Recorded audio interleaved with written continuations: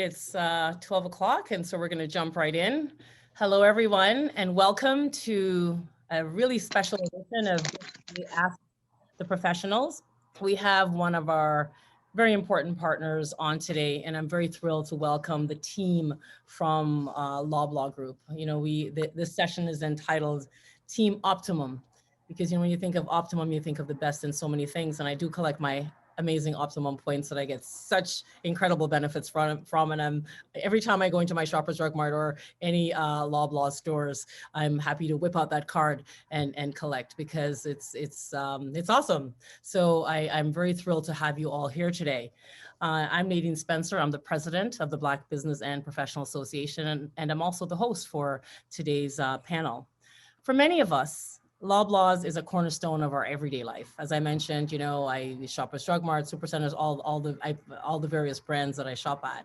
It's where we shop for food to feed ourselves and our families, and where we buy many of our household items as well, to make our home comfortable. Since its founding in 1919, Loblaw Companies has grown into over 2,000 stores across Canada, plus its many subsidiaries across the country. Today, we will be delving into the lives of the people behind the scenes, the employees, the team of Loblaw Companies Limited. What is it like to work there? What does it take to work at Team Loblaw?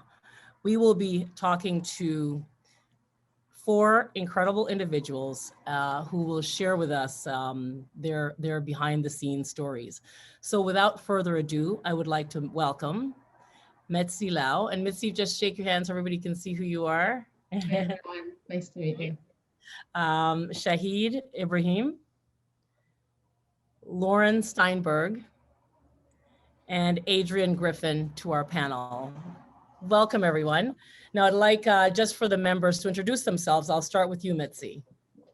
Yeah, thanks, Nadine.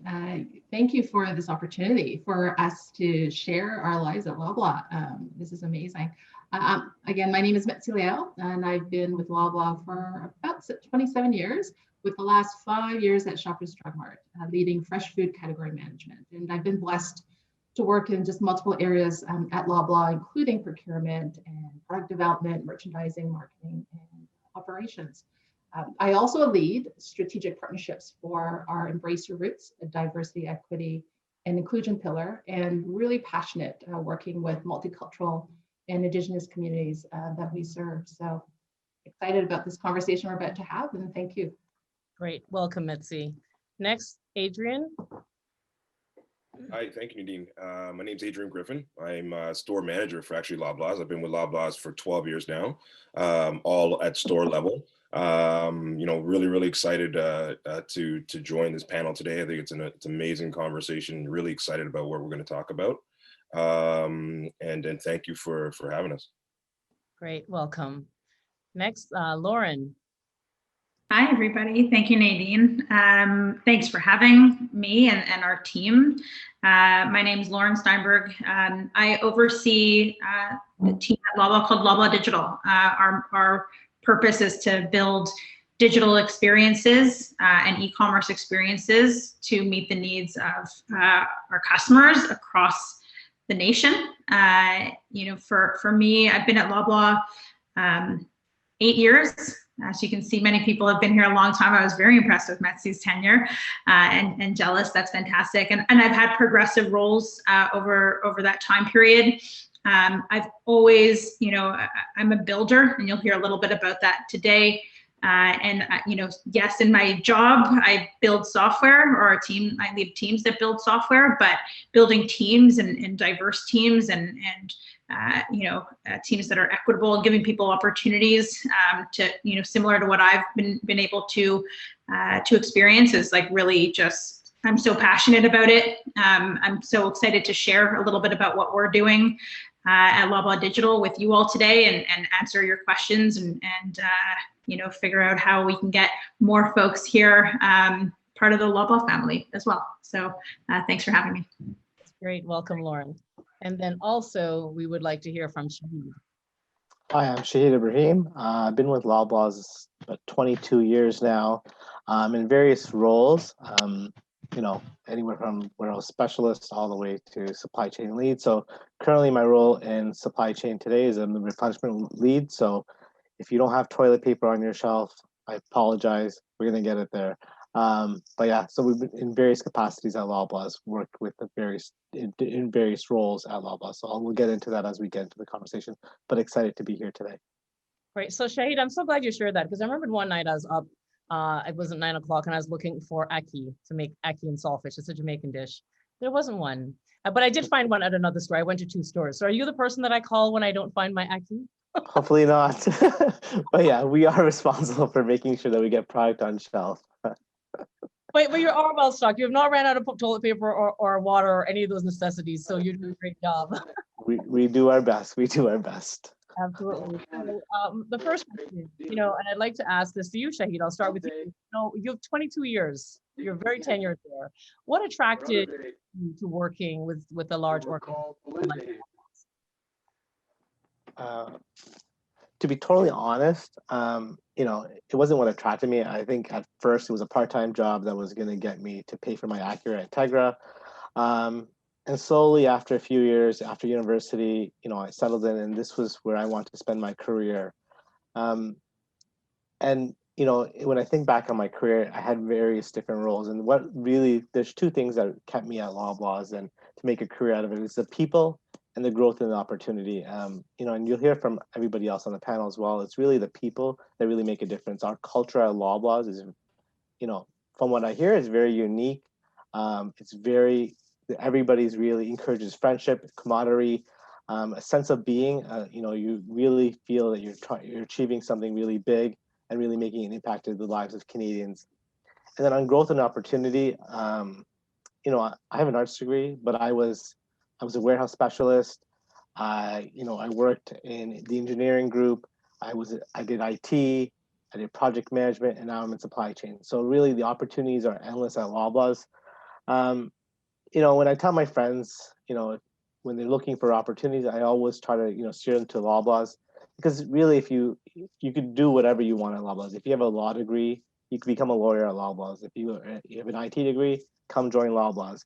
And what really has kept me at Loblaws is really I could do whatever I want, and I think, and the rest of the panels will kind of walk you through it as well.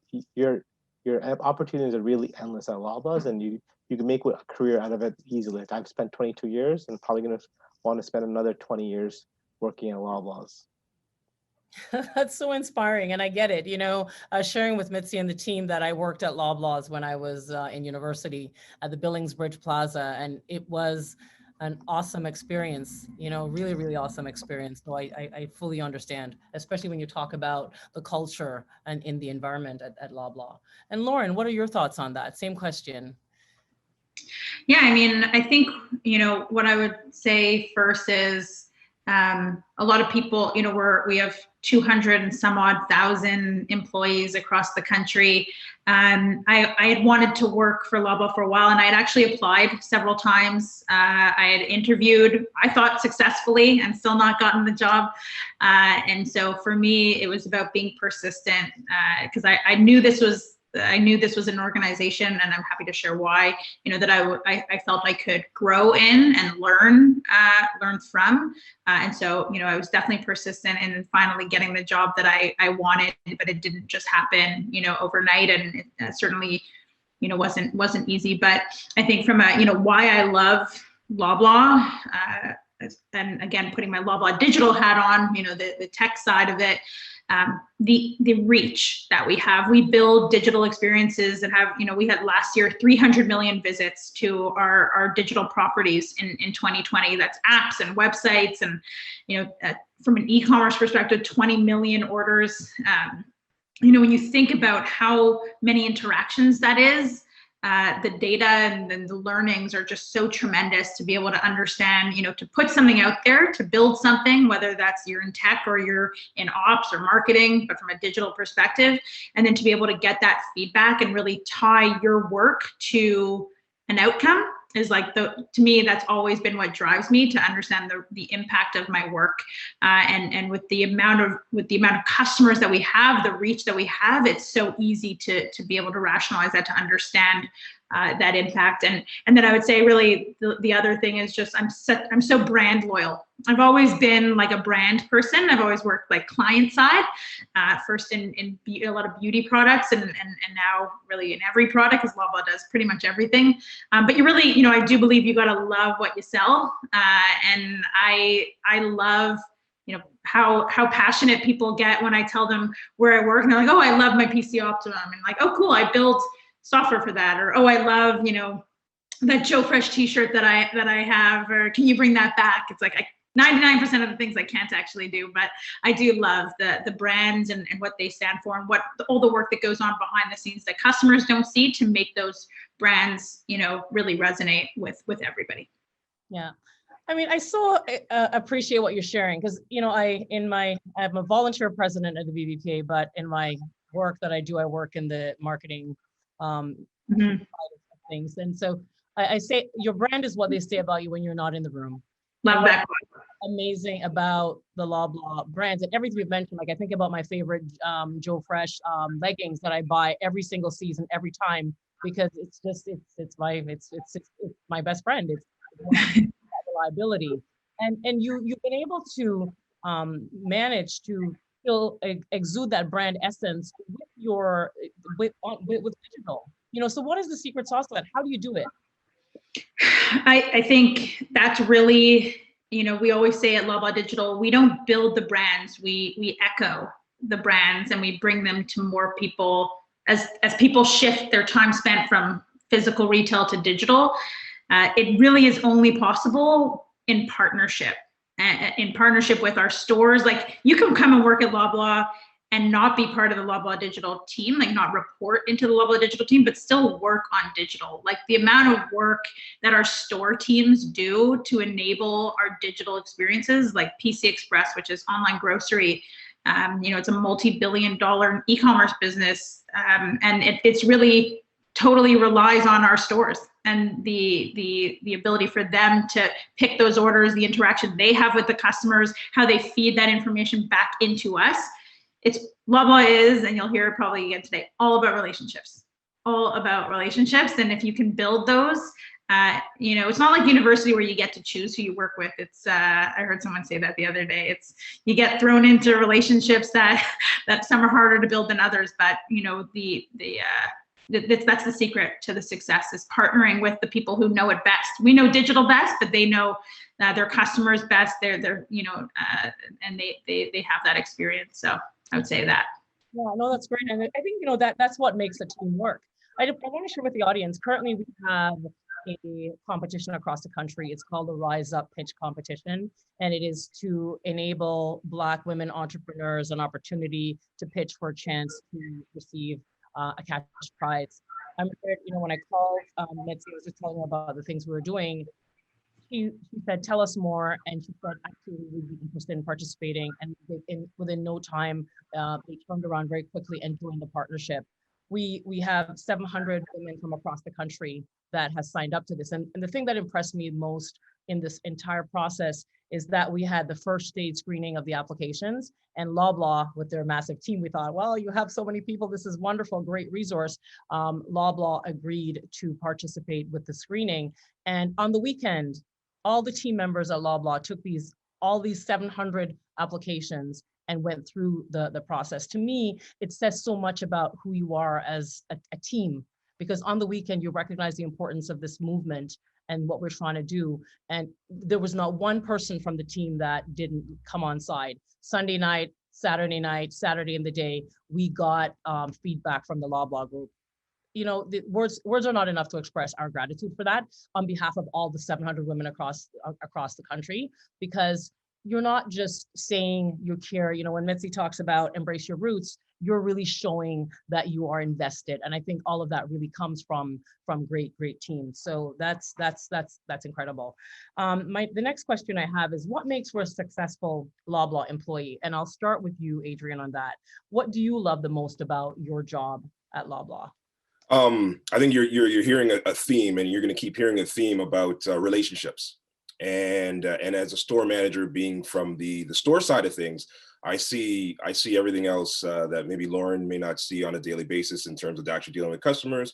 Zahid, in terms of him and his part of the business. So I'm actually at the end result. So we're there doing an amazing job on their end. Being a store manager at the very end, seeing how customers like yourself, other customers come in, and then they're happy with our brand. They're happy with what we're doing, especially at a time like this in the pandemic. Relationships are huge. So being on store level, I really feel that we kind of really came to the plate. I felt that a lot of customers were very comfortable, and during time of crisis, you start to go back to what you're comfortable with. And as you know, there's a lot of competition out there. We trade in very highly competitive areas, but what we found was during the pandemic, a lot of people who might have traded with our competition seemed to come back, and they were, this is home. And I run my store is fairly small, so a very community oriented store. And so what's made me so proud is the relationships that I've built just with my customers. And I find that when you have a brand like Loblaws, it's very easy to do because it's got a name that you trust, right? When you think of us as a company, it's a trustworthy name. So that's the type of thing, quality, that you're looking for, that I look for in a colleague, is a relationship building, trustworthy, someone who cares about the people that they're serving. And I think that's what I go to work every day happy knowing is when I leave, I feel like I've served my community. And for me, that's really huge. That I think makes tenures like Mitzine, Shahid, that have been in 20 some odd years. Well, there's something that had to keep them there, and there's a reason why they stayed and didn't go somewhere else. And me being 12 years in, I can absolutely see why, because I love serving the community. So for me, it's definitely relationships. Yeah, no, that's great. And Adrian, as I see you, a Black male, a leader, you are a store manager. I think, hashtag, very proud. It's interesting when, we see others like us in the space, we're like, real proud. And so tell us a little bit about that. You mentioned that you are in a small community, but what is that for you, a Black man who's a store manager in a small community? What is that like? Well, you just said it yourself. Yeah, I've been very very grateful to be praised by other Black customers and to come to the store and say, hey, listen, very proud of you. Didn't know them, don't know them, right off the street. So to hear that from them, a complete stranger, it makes you feel proud because I'm in a position where I can make a lot of decisions. My decision making is vital to the operation of my business every day. And so that means a lot to me. My mom was very proud, obviously, when that happened. Not a lot of Black store managers in Loblaws, and that's something that's kind of for me, it's personal that I would like to have something to do to change that. I have a lot of younger Black colleagues that work in the store, and a lot of times, they're in school and they ask me, hey, they go, boss, how'd you get here? And and I'll tell them how I charted my path, which was actually in the hospitality industry. I did that for 13 years, and then after about 13 years, wasn't really sure what I wanted to do anymore. Didn't really have that sense of feel like fulfillment. And and then now I'm into this and loving it. And when I have younger Black colleagues and other minority colleagues that come to me and say, hey, listen, boss, how did you do this, and why do you do this? And I explain to them why. It makes me feel like obviously, one, I made a great decision. Two, I'm making a difference and they notice. And three, it gives them the ability to think, hey, listen, if he can do it, I can do it. And Exactly. to me, Yeah, and so we're about to embark on our mentorship program, and of course, Loblaw is going to be a partner. So your episode that you're going to come on for the mentorship is going to be called "Boss, How Did You Do This?" Because I think what we do at the BBPA is we try to show our audience, our Black entrepreneurs and Black youth, other leaders in the space, that if you can do it, they too can also do it. And with the support through mentorship is to have that real conversation about what it takes. So that's great, and kudos to you. Metzi, tell us, Metzi, listen, Metzi and I, we are kindred sisters. I love this woman. She is brilliant. She's bright. She shows up every time. She's absolutely dynamic, true to the brand. I don't know what more I can say. To have such a partner and have Mitzi lead in the area that she is doing, it is remarkable, because an organization like ours, we want true relationships. Partnerships really is about true, authentic relationships, and Mitzi embodies that in every way, shape, and form. So Mitzi, tell us about what makes a successful employee at Loblaws. You're one, there's no doubt about it. So I think furthermore, I'd love to say, what do you love about your job? Well, what is the secret to your success, Mitzi? Why the partners feel we do have this great bond in such a short time? Tell us about that. Yeah, sure. Well, first of all, I'm going to have my performance review later on this week. So maybe if you tack that on, that would be great. I'm so humbled for you to share that that feedback. But yeah, I think, the one thing that I have found, and just echoing my fellow colleagues, is, our culture really promotes diversity, and it really allows us to bring our authentic self and thinking about the customer first. And I think that by allowing us to do that, similar to what Adrian had shared, we were able to work closely with store teams and just make sure that, what we're thinking about the customer landscape. But as we bring ourselves to, to who we are, and every business, we deliver different products, different services. We're all here to serve our customers and our stores. And we're always trying to find ways to make it easier.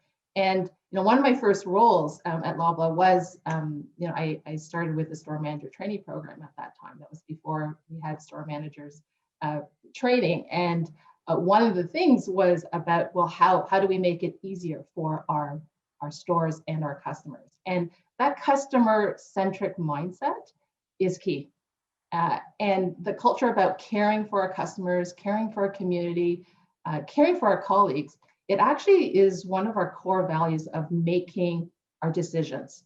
And when you have that common view, whether you're developing a new product or we're coming up with a new merchandising concept, we're thinking about the customer first. And it really helps us not go with what we prefer or what we're comfortable with. And so it removes that comfort bias.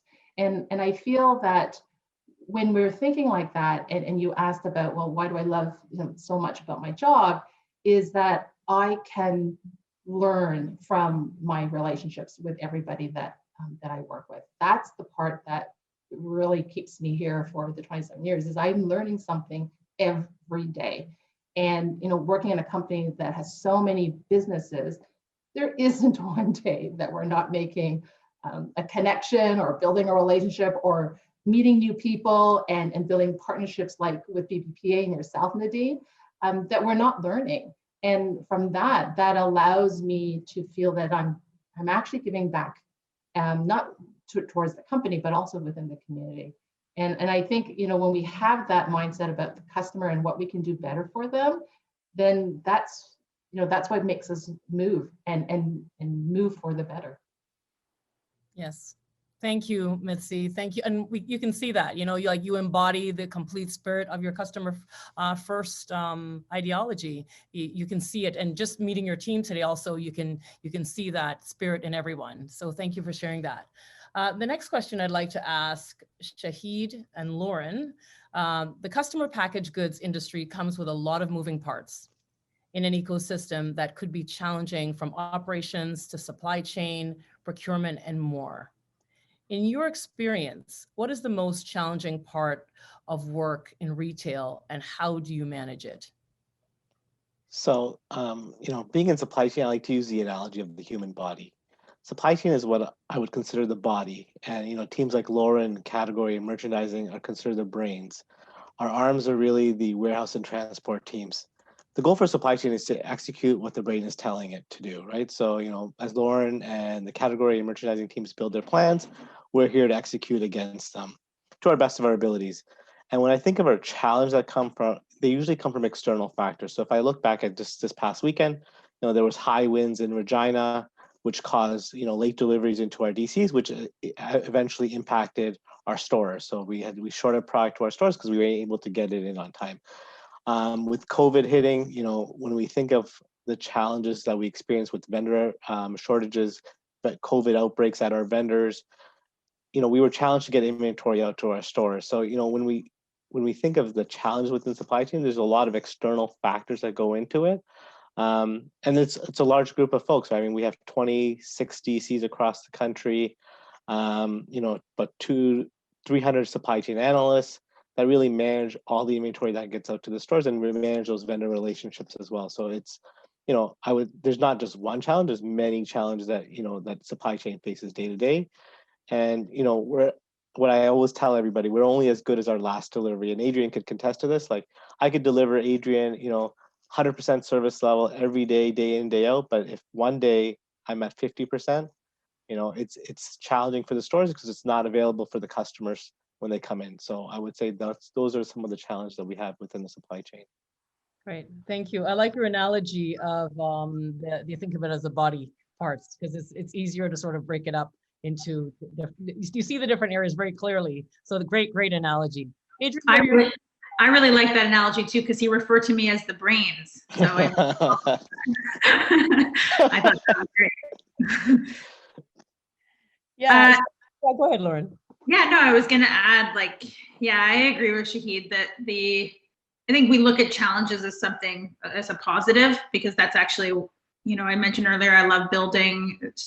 We often try to attract talent under that premise of solve really challenging problems. And that's actually what makes people feel really good, especially at the scale of Loblaws, so that you solve a big problem, you solve a small problem at Loblaw, and that's a multi-million-dollar, opportunity or saving or incremental, gain. And so, for me, from an e-commerce and a digital perspective, probably the biggest challenge, and certainly a big focus for us in light of, what's transpired over the last 10 months with COVID, e-commerce, grocery e-commerce, I would say Canadians we're definitely behind from an adoption perspective. It's, if you look globally, e-commerce grocery is large in virtually every other, major market. But Canadians still love going into the stores. They absolutely love picking their own products. But with COVID, that's just accelerated the adoption. Right now, more people, more than ever, are shopping for groceries online. The challenge is, it's easy to get sales, but how do you actually build a profitable business? How do you, it's always going to be, or perhaps it'll always be more expensive to pick someone's groceries for them than for a customer to go and pick them themselves.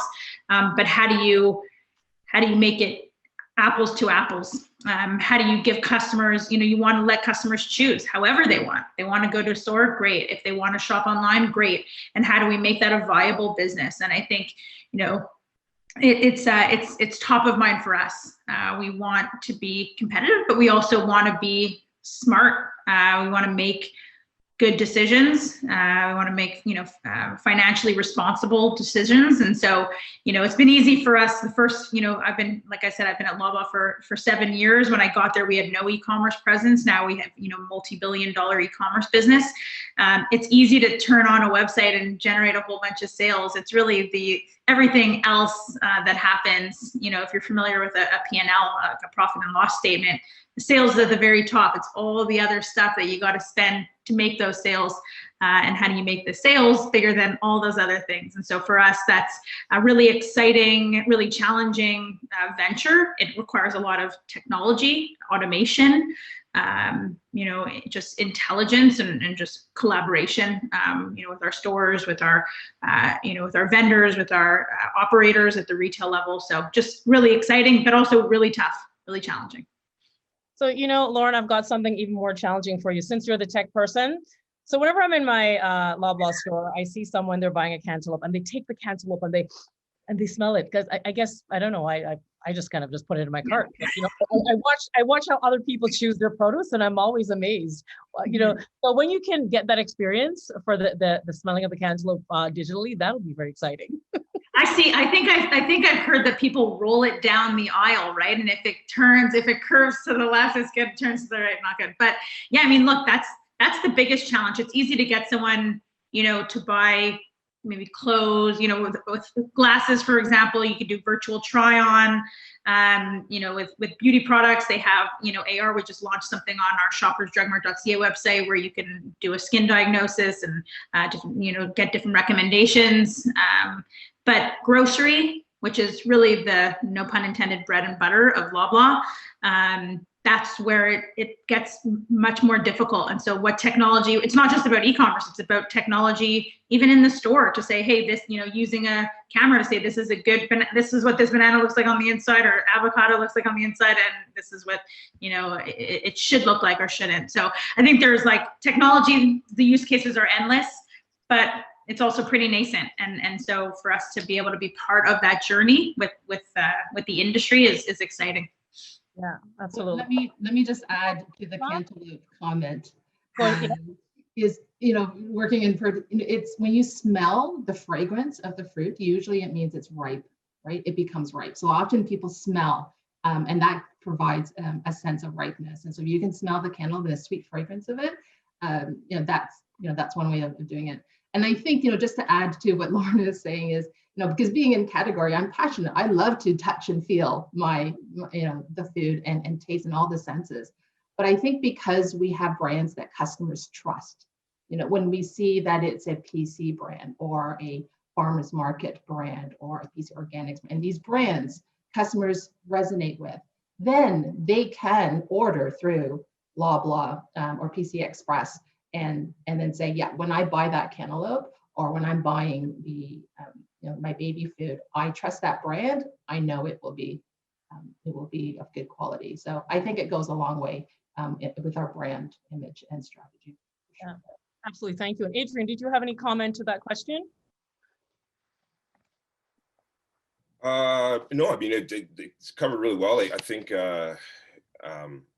just for us as in general, just for the whole infrastructure, it's important at store level, the branding, right? And we keep talking about it. It almost sounds like a broken record, but I think that's just how, as Loblaws, I think we've just been very successful, is just our brand, a brand name to trust, brand name where people can rely on and know that they're going to come for quality. And I think that is a secret sauce, I guess, if you want to call it that. I think that's what we do. Great, thank you. So, you know, to that note, tell us a little bit about all the Loblaw stores. Like, what are there? We know there's Joe Fresh. We know there's Shoppers Drug Mart. What else is under the Loblaw company's portfolio? No Frills, Gig, Shoppers Drug Mart. I'm going to be Superstore. Yeah, there's Value Mart, Zehrs, Fortinos, yeah. There's Wellwise. Yeah. We can probably separate it. I think maybe because you can tell, right? We're all from different divisions of the organizations. We're like, there's this and this, but I think if we go, okay, grocery traditionally, like food, you know, the brands that we recognize are PC, No Name, and so forth, and PC Express. But you know, the banners there are Loblaws, Zehrs. We call your independent grocers, Fortinos, TNT, the Real Canadian Superstores in Quebec, Provigo, Maxi is also under our family.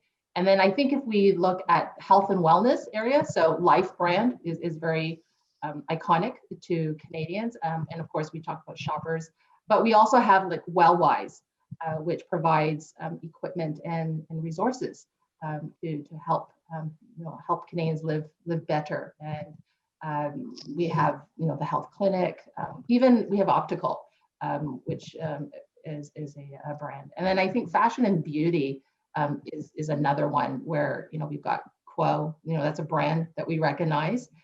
That's our brand. And, you know, we've got beauty boutiques, the Joe Fresh you mentioned with your leggings, you know, that also falls under. And then I think one that may not be as well known, but definitely over the last few years is, with our payment and rewards, and Lauren touched a bit about it, with PC Financial and obviously our PC Optimum. So there are lots of divisions and brands across our organization. And I think that's just the exciting part of being able to have those opportunities to work in any of those areas is pretty spectacular.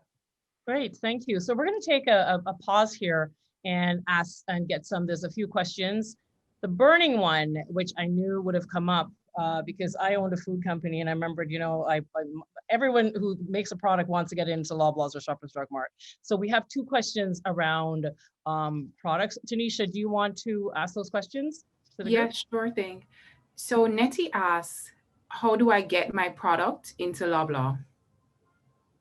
Okay, so I'll start just working in category management. And so we're always looking for new suppliers and innovation. And so if you are interested in becoming a supplier, the easiest way without trying to find who's the right person is visit loblaw.ca, and I'll put it in the chat. And there is a link to go for suppliers, and you fill out a short survey. And by doing that, it will help provide information to our procurement and category merchandising teams to know, okay, where's the next step? So I would say that would be the best first step to do that, is fill in that survey. There is also a short video on our loblaw.ca that explains just the first interactions with Loblaw. Great, thank you. And there's another question. I think it's almost the same, but you can go ahead and read it as well, Tanisha. Yes, certainly. So Michael Samuel asks, how do Black businesses that would like to partner with Loblaw get in touch? He explains that he's a small importer of African perishables and dry foods. Yeah, so I would say similar process. We are actually looking at the way we onboard new vendors. I mean, it's something that we are quite passionate about, is to make sure that we're able to represent the communities that we serve. And so I think it's part of filling out that survey, just make sure you identify what the products are and what's the portfolio that you're looking for. And again, that will help us guide our decisions. Yeah, and we also have a virtual fair coming up. Fran, I don't know if you're on the line. Do you want to maybe talk about the virtual fair a little bit, or we can come back to it? But there will be a virtual fair that Loblaw will be hosting with the BBPA to talk about that, the different procurement opportunities and exactly the process at a later date. So stay tuned, and we'll be announcing that. There's another question here, and I think, Lauren, this is more for your side. It says, hi, my name is Kenyon. I have a quick question about software side, since that's my forte. What is the most important tech you've worked on in working at Loblaws? If you can tell us without breaking NDAs, of course. I love that you know the NDA game. That's awesome. And I see that, I don't know if your username insinuates that you're at Waterloo, you're a student there, a professor, or what, but we partner quite a bit with Waterloo, specifically on our co-op program. So if you're interested, we are hiring, and we are there quarterly to find great talent amongst other universities and colleges. So just a little plug there. But yeah, there's so, I guess I would split it into two things. The first is, partnering with advanced technology organizations or platforms is just a really interesting opportunity that our teams are afforded. The one that comes to mind is one that we recently announced, which is, I mentioned automation is going to be really important for meeting the demand of online grocery, the surge that we've seen. So we've recently launched our first automated micro fulfillment center. This is products. We carved out a small space within a store, so it's close to the public, but there's towers and towers of products that are staged, and robotics that spin through those racks and bring those products out based on orders being placed in real time. And then there's an individual standing there, a colleague, who just places them. It just tells them, it sorts them. And so we, in a typical store, we can pick about 100 orders a day maximum.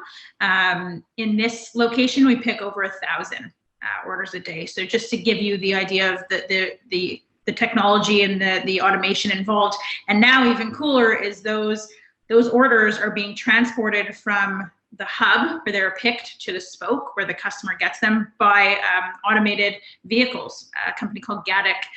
So autonomous vehicles using LiDAR and a number of other technologies to navigate through our city streets.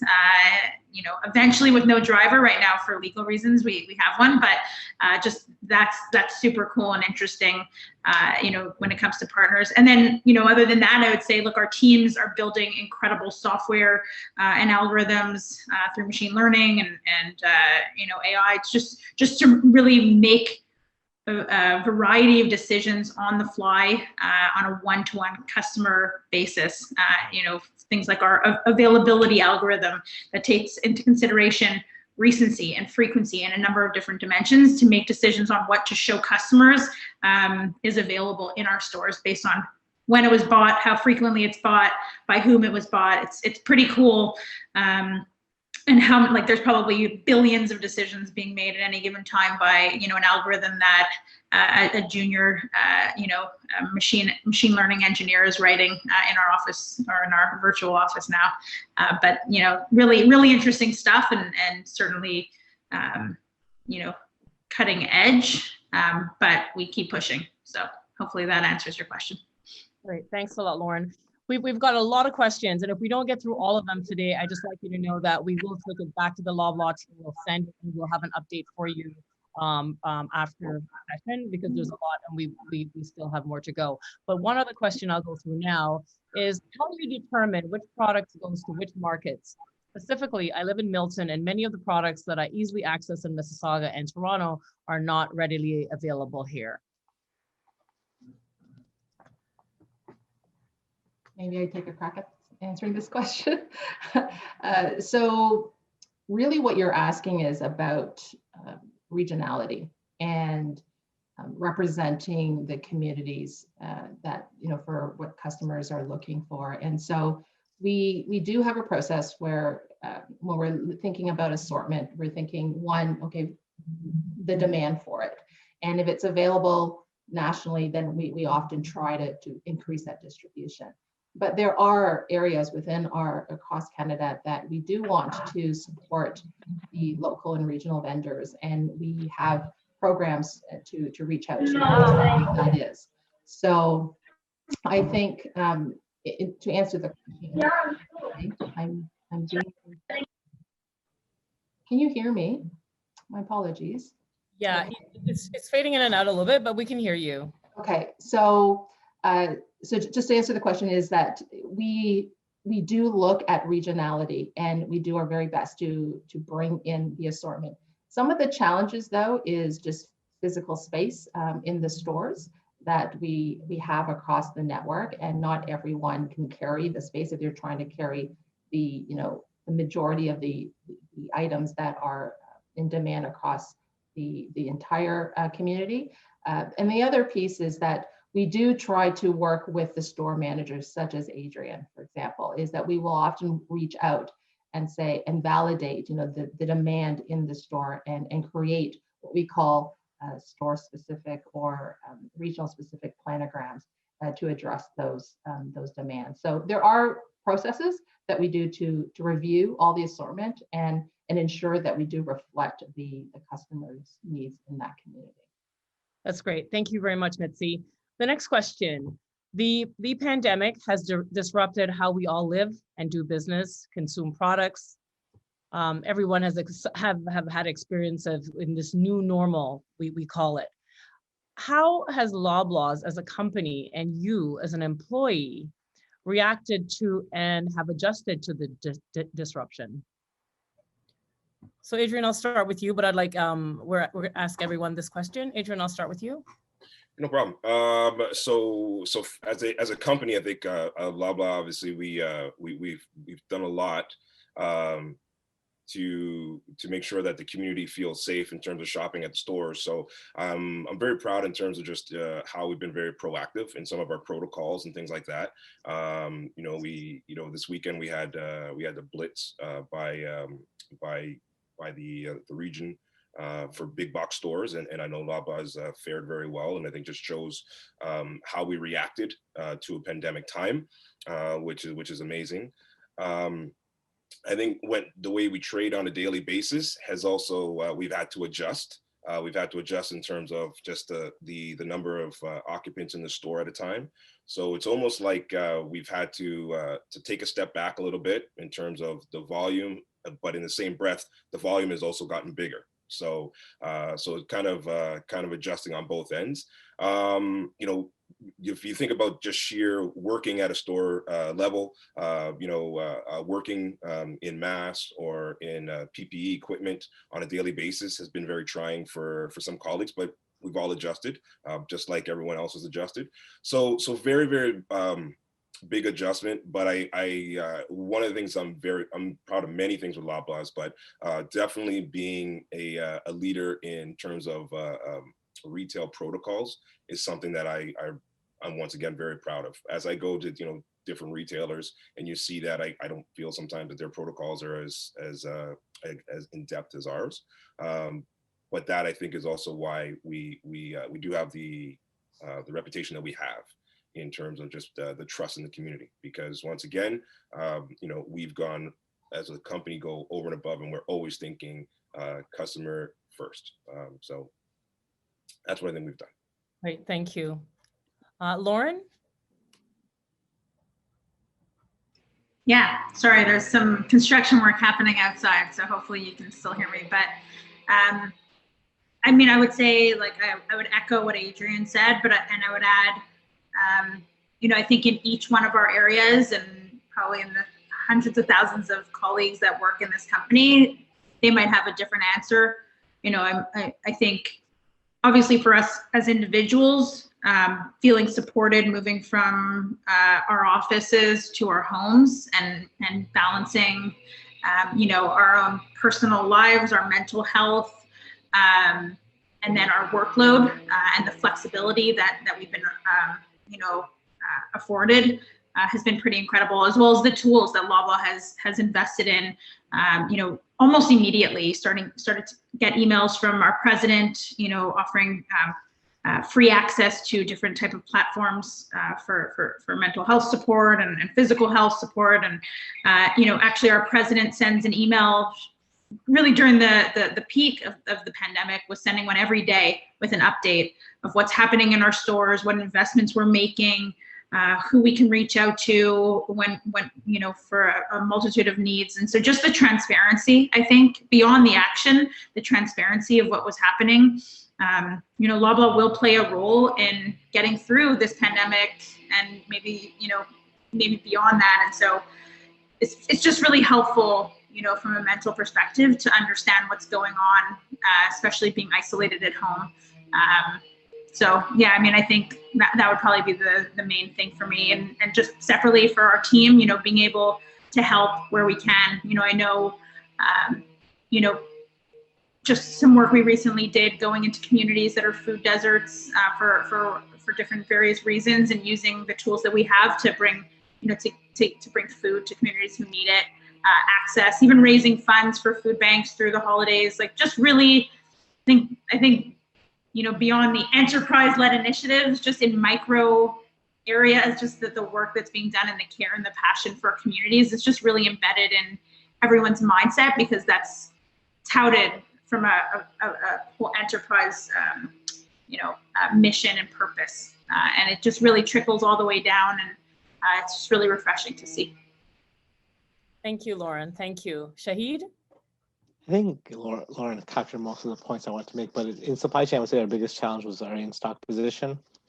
When we think back to March, toilet paper was a bigger commodity than gold. Working with the vendors and understanding the limitations, it has enabled us to quickly react and get back in stock. On the people side, I would say COVID hit some harder than others. If I think of just my situation, I have 2 kids under the age of 4. And the one thing I got to say about Loblaws is I was probably on 100 calls going through this pandemic, and not once did someone say, "Hey, go on mute," or Your kids are screaming. Everybody was very accommodating to the situation. And I think, we showed the same level of respect to our colleagues across the board, whether you're merchandising, supply chain, finance, which is really, goes back to the culture conversation that we had earlier is, everybody is in it to win it. So everybody understands everybody's situation and is very accommodating. And it still exists today as we're in lockdown. Kids are screaming in the background all day long, and I think everybody's just started to ignore it and just turn a blind eye to it. So it's very helpful for folks like me who do have those kids that are screaming in the background all day long. We don't hear them right now. They're not there. We don't hear. My wife got some right now, so I wanted to spare you guys at least an hour of time without screaming kids. We're used to it. We're used to it, Jay. All good. Let's see any comments on that. No, I think my fellow colleagues have echoed the same thing. Is when I think about the peak when we had our first wave into what Shahid and Adrian said, the fact that we could connect remotely, we were all put into in separate areas, and we found ways to connect. And at the end of the day, our goal, and still to this day, is what do we need to do to get product and services to Adrian or to one of our stores. And I think it's pretty remarkable that we were able to do that with all the other distractions, with all the other stresses and pressures of raising a family or dealing, caring for a loved one that might be battling COVID. I think just the empathy that we have for each other, and to be able to say, it's okay, today is not a good day. That's okay. Tomorrow will be a better day. And I think that there is no expectation there for us when we're working with each other, knowing that we each have our own challenges during this time, and we respect that. We no judgment. It's what do you need? What do we can do together to at the end of the day, help the stores and the customers in terms of what they need. People, do you see why we value this partnership and why I love this woman? I mean, that's awesome. That's incredible, Mitzi. Thank you for sharing that, and so very inspiring. Thank you. Thank you. There is a question that goes back to the customer experience, and since we are wrapping up the COVID question, I will read this one out. It's from Ashley. Hello, team. I worked at Loblaws during co-op and agree that what you've all mentioned regarding the sense of community within the organization, it was fantastic. I'd like to go back to that conversation about customers and how they interact with products. Example, touch, smell. In each of your areas, what has been the most interesting shift that you've seen in your area of work as a result of COVID? For example, consumer behavior or process. If I could go quickly on the supply chain side, we've seen run-ups and high demand on things that we would never see on Lysol wipes. Good example. We can't keep it on shelf and we can't get enough from our vendors at the same time. Toilet paper. It's really our ability to meet the demands of the changing environment. Hair color is another good one. I would have never expected demand to go up by 50% on hair color, but it has. Nail color is another one. And it's just, the demand is really what's changed, and it's really reacting to it. And then you see other demand for other commodities that have gone significantly down, where we see little to no demand again. So it's that fluctuation that we've seen across the board in our supply chains. I think, oh, sorry, go ahead, Adrian. Okay, so, thanks, Lauren.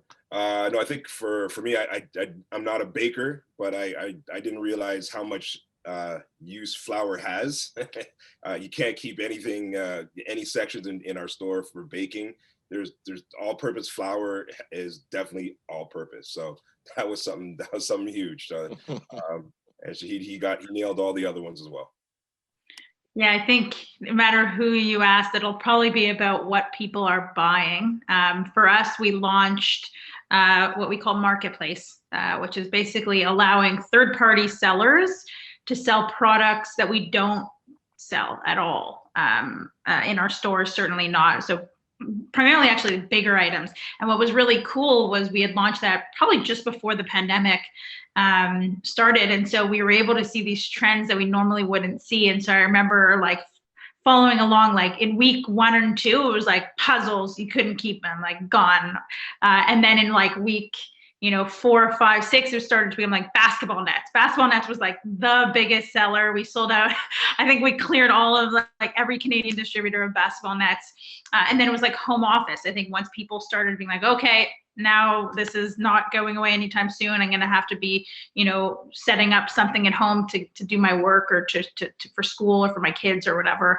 And so like desks and chairs, and it was just huge. And then it was like workout gear. Like once the summer started coming in, everyone was like, oh no, now I got to go out again. I got to, get back into shape. Maybe those first, the COVID 10, as I call it, the 10 pounds I gained once COVID hit, but all that flour that I guess I was consuming. But I think that was really cool. It was just seeing how actually similar people were starting to shop for very similar things at similar times, and being able to meet those needs when actually traditionally we hadn't been. I think that was really cool for us, and certainly we continue to see that. It's like these waves of new focus. People are focusing in different areas, so that was pretty awesome. And then just the last thing I'll add from a category perspective is